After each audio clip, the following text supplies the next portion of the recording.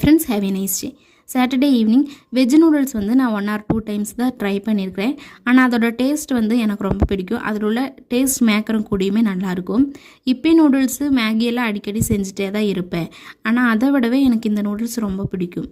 அதனால் இன்றைக்கி வந்து இது செய்யலான்னு தான் வாங்கிட்டு வர சொல்லியிருந்தேன் அப்பாவை. ஈவினிங்கே வாங்கிட்டு வந்து கொடுத்துட்டாரு. ஆனால் நான் செய்யறதுக்கு ஒரு 7 o'clock கிட்ட ஆயிடுச்சு.